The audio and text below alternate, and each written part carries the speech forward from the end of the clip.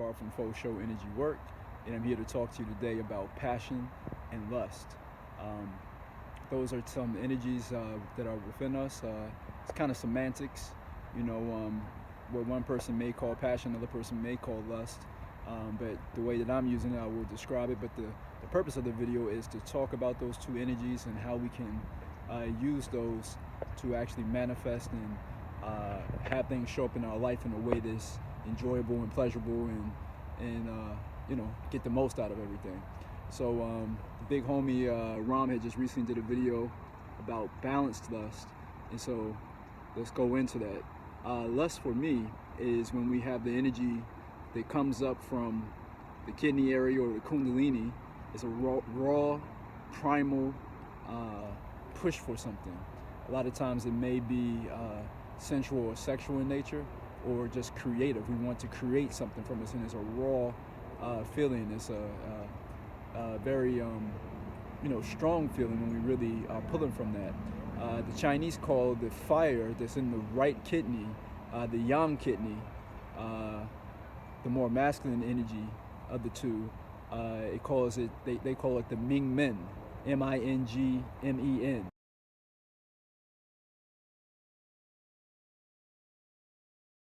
And it's kind of a spark that will cause us to, again, go forth in a very sexual or sensual way, or to go forth to create something. Now, that of itself is a very powerful energy, but when it's when that energy comes up from the kidney or the lower back region, and it goes to do the microcosmic orbit, goes up to the head and the upper body and everything, it can meet with other energies, other emotionality, and depending on what we have going on there, it can now look like you know, what we might call lust, which is more selfish or goal-oriented, and can somewhat be you know, only beneficial to one person a lot of times.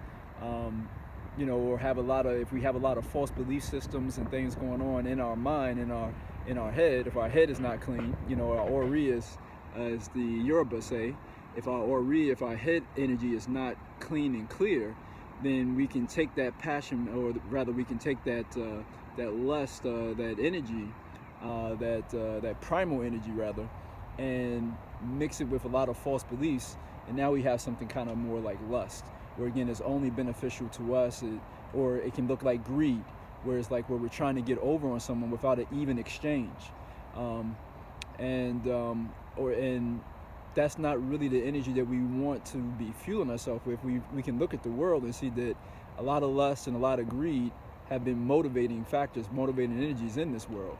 So, and also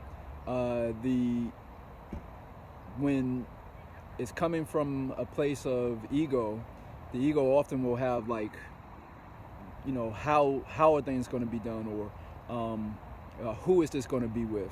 In other words, like, if we want something, the mind is trying to figure out the how and the who and the when, you know.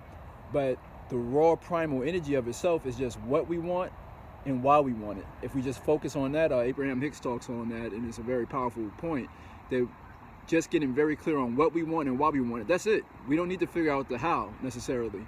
That's what the mind tries to do, but it's kind of limited in its scope. It may think A or B, but what if, you know, creation is trying to bring you Y or Z or W or R or T? You know what I'm saying? We have a wide range of ways that things can play out, a wide range of who it can play out with. But the mind, when we bring that primal energy up to the mind with a bunch of false beliefs and conditions on how it can play out, then it's going to limit our availability. You know, and we want to be available. We want to allow things to happen. That's more of the yin energy, is allowance. We have that spark, but then we want to get into a place where we're allowing things to actually unfold. That's our power. So how do we do that? What does that look like? We take that raw, primal, creative, sensual, sexual energy, and when it does the microcosmic orbit, but we bring it to the heart energy now. We bring it to the chest, the breast. We bring it to the heart to infuse it with love. And love by nature, true love, agape, is not conditional.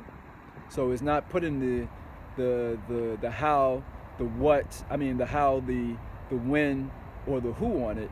It's just going to allow for it to unfold. So we want to infuse our raw primal energy with that loving energy, and what we will find is that now we have passion.